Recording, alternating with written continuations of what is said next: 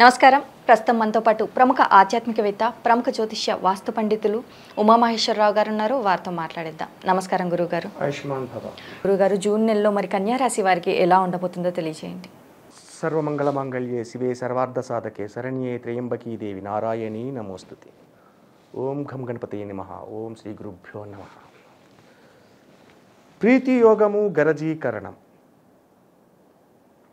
ఉత్తరాభాద్ర నక్షత్రంలోని ఉండగా, అలాగే కన్యస్థానములైన కేతువు సంచారము జరుగుతూ, ఈ యొక్క కేతువు సప్తమ వీక్షణతోటి ఏ యొక్క గ్రహముల మీద ఉన్నారు? రాహువు మీద ఉన్నాడు, అలాగే చంద్రుడి మీద పడుతుంది, కుజుని మీద పడుతుంది. సప్తమ దృష్టి. సరే, నవమ దృష్టి చూడాలి. నవమ దృష్టి మీద ఏ గ్రహాలు ఉన్నాయి? అక్కడ 4 గ్రహాలు ఉన్నాయి. రవి, బుధ, గురు, అలాగే శుక్రుడు. ఈ 4 గ్రహములు. అంటే ఇక్కడ 3 గ్రహములు, ఇక్కడ 4 గ్రహములు, 7 గ్రహములు. ఇంక మిగిలింది ఒక గ్రహం శని. శని భగవానుడు కుంభరాశిలో ఉన్నాడు. అయితే 7 గ్రహముల మీద ఎప్పుడైతే కేతు దృష్టి పడిందో, ఈ కన్యరాశి వారు చేసే పనులు అన్నిటికీ ఆటంకభరితమైన పరిస్థితులు వస్తాయి. గ్రహ సంచారం అనేది కన్యరాశి వారికి బాగోలేదు. అప్పులు చేయవద్దు, అప్పులు ఇవ్వవద్దు. అప్పులు చేశారా, అప్పు తీర్చడానికి ఇబ్బంది పడతారు. అప్పు ఇచ్చారా, వెనక్కి తెచ్చుకోవడానికి ఇబ్బంది పడతారు. అప్పులు చేయకూడదు, అప్పులు ఇవ్వకూడదు. అప్పు చేయకుండా, అప్పు తెచ్చుకోకుండా ఎలా బ్రతకాలండి? అంటే ఈ యొక్క రాశి ఫలితములు మధ్యతరగతి కుటుంబీకులకు మాత్రమే నేను చెబుతున్నాను. సంపన్న కుటుంబాలకు చెప్పటం లేదు. సంపన్న కుటుంబం వాళ్ళు చేయవలసిన అవసరం లేదు. వాళ్ళు చూసుకోరు ఇవన్నీ కూడా. మధ్యతరగతిగా ఉన్న వాళ్ళు చూసుకుంటారు. ఈ మధ్యతరగతి కుటుంబీకులు కష్టపడండి. ఏదో చిన్న వ్యాపారం చేసుకుంటున్నాం, ఆ వ్యాపారాన్ని వృద్ధి చేసుకోవడానికి ప్రయత్నం చేయండి. అంతేగాని ఒకేసారి వృద్ధి చేద్దని చెప్పేసి ఆలోచించకండి. లాభించదు. మీరు ఎంత కష్టపడినా లాభించినా అది లాభించదు. కాబట్టి సృజనాత్మకంగా ఆలోచించండి, సూటిగా ఆలోచించండి. ప్రతి విధానం గురించి మంచిగా ఆలోచించండి. ఎప్పుడు కూడా మనం మంచి చేస్తే ఎదుటి వాళ్ళు మనకి మంచి చేస్తారు. అటువంటి విధానంగా ఆలోచించుకోవాలి. కష్టజీవులు ఎక్కువగా తాపీ మేస్త్రులు, వడ్రంగి మేస్త్రులు, వ్యవసాయం చేసేవాళ్ళు, కూలి పనులకి వెళ్ళేవాళ్ళు, ఈ యొక్క రాశిలో ఉన్నవారు ఎవరితోటి కూడా వాగ్వాదానికి దిగకుండా, ముఖ్యంగా ఇటువంటి వాళ్ళు వాగ్వాదానికి దిగకుండా ఆచితూచి మాట్లాడుతూ శాంత చిత్తులై జీవనాన్ని గడపండి. ఎంతవరకు గడపాలి? ఈ నెల మనకి 1వ తారీఖు 6వ నెల మనం చెప్పుకుంటున్నాం. ఉత్తరాభాద్ర నక్షత్రం చెప్పుకుంటున్నాల్సి వచ్చింది. యోగం, ప్రీతి యోగం ఉంది కాబట్టి గరజీకరణం మంచిది కాలేదు కాబట్టి ఈ నెల 20వ తారీఖు దాకా కూడా వీళ్ళకి నష్టదాయకమైన ఫలితములు వస్తున్నాయంట. అంటే ప్రథమాంకము, దశమాంకము, తృతీయాంకం బాగుంటుంది. తృతీయాంకంలోకి వచ్చేసరికి వీళ్ళకి ఆడిందల్లా ఆటగా, పాడిందల్లా పాటగా, ఉభయతత్వంగా ఆనందకరంగా ఉండడము, అలాగే బంధుమిత్రుల కలయికలు జరగడము అనేది వస్తుంది. వ్యాపార రంగంలో ఉన్నవారు కూడా మొదటి 20 రోజులు కూడా నష్టదాయకమైన ఫలితములు పొందిన, మిగిలిన 10 రోజులు శుభదాయకమైన ఫలితములు పొందుతారు. తదుపరి నెలలో యోగదాయకమైన గ్రహ సంచారం జరుగుతుంది, మారుతుంది. అప్పుడు కొన్ని గ్రహములు మార్పులు జరిగిన తర్వాత ఈ కన్యరాశి వారికి అత్యధికమైన లాభ ఫలితములు పొందడానికి అవకాశం ఉంటుంది. అయితే ఈ మాసము యందు 12 రాశులలో అత్యంత యోగకారణమైన జాతకం ఉన్నది, దశ జరుగుతుంది అన్నది లేదు. ఈ మాసంలో గోచార ఫలితము అనుకూలతత్వంగా రాలేదు కాబట్టి ప్రతి రాశికి ఇబ్బందికరమైన పరిస్థితులు కలుగుతూనే ఉన్నాయి. ఆ ఇబ్బందికరమైన పరిస్థితులు తొలగాలి అంటే ఈ కన్యా రాశి వారు చేయవలసిన ఫలితాన్ని ముందు అవగాహన చేసుకోవాలి. ఏంటి ఆ ఫలితం? ఒక లేత అరటియాకు తెండే, చిరుగు ఉండకూడదు. ఎప్పుడు తేవాలి? ఇది మంగళవారం రాత్రి సరిపెట్టుకోవాలి. లేత అరిటాకులో ఒక ధర్మకోల ప్లేట్లో స్టిప్గా ఉండే ప్లేట్లో ఈ అరిటాకు వేయండి. మొలకలు చేసిన పెసలు ఉంటాయి, మొలకలు చేస్తారు. కేజీంపావు పెసలు తీసుకుని మొలకలు చేయండి. ఆ పెసలని ప్లేట్లో పోయండి. అందులోని లేత తోటకూర, గోంగూర కాదు తోటకూర, లేత తోటకూర కొద్దిగా అందులో పెట్టండి.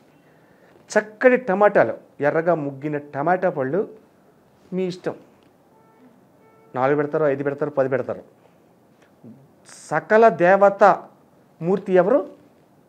గోవు. గోవుకి టమాటా అంటే చాలా ఇష్టంగా తింటుంది కాబట్టి ఆ టమాటా పళ్ళు మీ ఇష్టం వేయండి.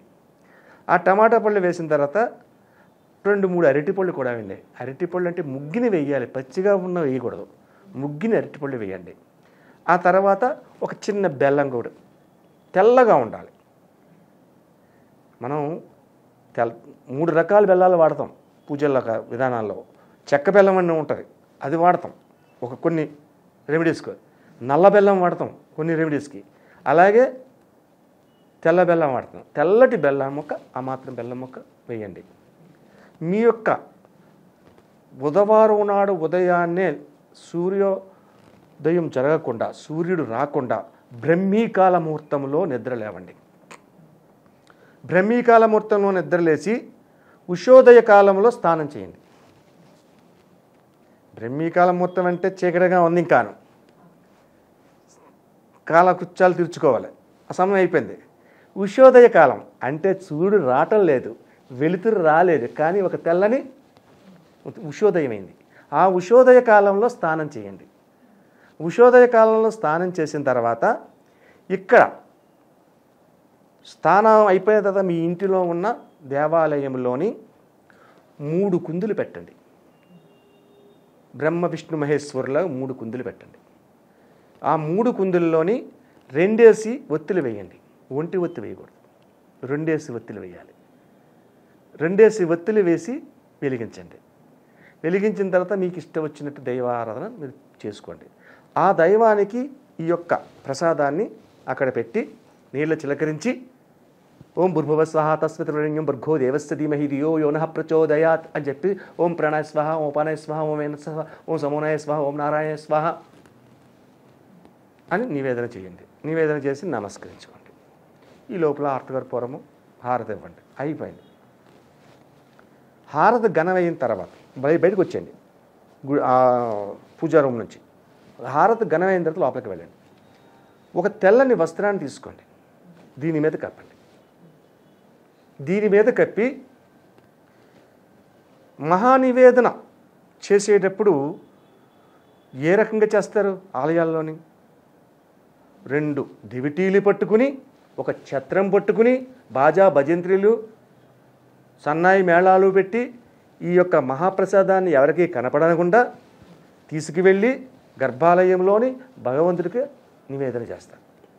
అంత పవిత్రం కాదు. అన్నీ మనం చేయలేం కాబట్టి ఈ యొక్క వస్త్రాన్ని కప్పండి. చెప్పులు లేకుండా వెళ్ళండి, చెప్పులు ఉండకూడదు. గోమాత దగ్గరికి వెళ్ళండి, గోవుకి తినిపించండి. ఎప్పుడైతే గోమాత మొత్తం తింటారు, తిన్న తర్వాత గోవు యొక్క తల భాగమునకు పసుపు రాయండి, వెనక భాగమునందు కూడా పసుపు రాసి స్పృశించి నమస్కరించండి. నమస్కరించి అక్కడి నుంచి ఇంటికి వచ్చేయండి. ఇది ఎప్పుడు జరగాలి? ఉదయం 7 గంటల లోపు జరగాలి. బుధవారం ఉదయం 7 గంటలకి, అంటే 6 గంటల నుంచి 7 గంటల దాకా బుధ హోరాకాలం నడుస్తుంది. బుధ హోరాకాలం హోరలో చేసాం, అది అయిపోయింది. ఇక్కడి నుంచి మీరు మళ్ళా ఇంటికి వెళ్తా, లేదంటే వెంకటేశ్వర స్వామి గుడికి వెళ్ళండి. కంపల్సరీగా ఇది పెట్టి వెంకటేశ్వర స్వామి గుడికి వెళ్ళి కృష్ణ తులసిని ఆకులను పెట్టుకెళ్ళండి. అలాగే పటికి బెల్లం మిశ్రీ సిప్స్ అంటారు, లేదంటే అది ఒక 1/4 కేజీ 1 కేజీ మీ ఇష్టం, అది పట్టుకెళ్ళండి. అలాగే హారతి కర్పూరం, అగరబత్తీలు, అలాగే కొబ్బరికాయ మీ ఇష్టం, ఇలాంటి పూజ ద్రవ్యాలన్నీ పట్టుకెళ్ళండి. వెంకటేశ్వర స్వామి గుడికి వెళ్ళి వెంకటేశ్వర స్వామి గుడిలోని అష్టోత్తర పూజ చేయమని చెప్పండి. ఒక 10 నిమిషాల్లో 20 నిమిషాల్లో అష్టోత్తర పూజ అయిపోతుంది. మీ గోత్రనామాలు చెప్తారు. ఆ తదుపరి అక్కడ కూర్చోండి, వచ్చేద్దు. ఆ మిశ్రీని తీసుకోండి. మిశ్రీని తీసుకుని అక్కడున్న భక్తులందరికీ పంచండి. చాలామంది చిన్న పొరపాటు చేస్తున్నారు, ఇలా పెడుతున్నారు 5 వేళ్లతో పాటు. అలా పెట్టకూడదు. చాలామంది భోజనం చేసి కూడా 5 వేళ్లతోటి 3 వేళ్లతో, చాలా మంది 3 వేళ్లతో తింటారు స్టైల్గా. అది కాదు. ఈ యొక్క అరిచేతి భాగం తగలాలి. ఎందుకు తగలాలి? అరిచేతి మధ్య భాగంలో రాహుస్థానం అంటారు. రాహుస్థానం ఎప్పుడైతే అరిచేతి మధ్య భాగంలో తగిలితే వెళ్ళిందో అప్పుడు ఆ గుప్పుడు వస్తే మన యొక్క సమస్త గ్రహములు సంచారాలు, అంటే ఇక్కడ 9 గ్రహముల మీద 7 గ్రహముల మీద 9 గ్రహాల్లో 7 గ్రహముల మీద కేతు దృష్టి పడిపోయింది. ఈ యొక్క భాగంలో ఇక్కడ కేతువు, ఇక్కడ రాహువు దగ్గరగా ఉన్నారు. కాబట్టి ఈ భాగాన్ని తగిలితే ఆ యొక్క ఉపశాంతి జరుగుతుంది. ప్రసాదాన్ని ఆ రకంగా వితరణ చేయాలి. పంచిన తర్వాత కూర్చున్న తర్వాత చేయవలసింది ఏంటి? వెంకటేశ్వర స్వామి ఆలయంలో కూర్చొని చేయవలసింది శివతత్వాన్ని అవలంబించండి, శివుణ్ణి ప్రార్థించండి. వస్తే మృత్యుంజయ మహామంత్రాన్ని చదవండి. ఓం త్రయంబకం యజామహే సుగంధిం పుష్టివర్ధనం ఉర్వారుకమేవ వంధనాత్ మృత్యోర్మృత్యయ మామృతాత్ అనే మంత్రాన్ని చదవండి. రాలేదు, ఓం నమ శివాయ హర హర మహాదేవ శంభో శంకర అని జపించండి.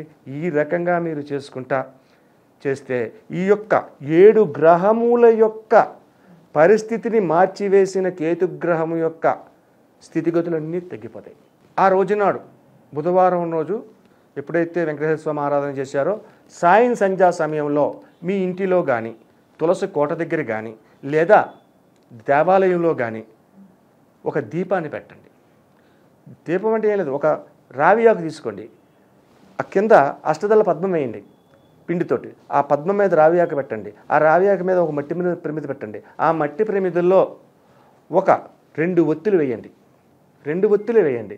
2 ఒత్తులు వేసి ఆవు నెయ్యి కానీ వెప్ప నూనె కానీ 2 అడుగులు వేయదొట్టు అందులో పోసి ఆ ఒత్తులు 2 వెలిగించండి. ఆ ఒత్తులు వెలిగించిన తర్వాత ఇంకొక రావి ఆకు తీసుకుని అక్కడ చిన్న బెల్లం మొక్క, పెద్ద దట్టకాలదు, చిన్న బెల్లం మొక్క లేదా తేనె చుక్క, ఇంత తేనె చుక్క వేసి అక్కడ పెట్టండి. నివేదన చెప్పి నమస్కరించుకోండి. మీ మనసులో కోరికను చెప్పుకోండి. ఈ యొక్క పరిహారం చేస్తే 7 గ్రహముల విధానాలు తొలగి ఉపయోగకరమైన విధానాలు పొందుతారు.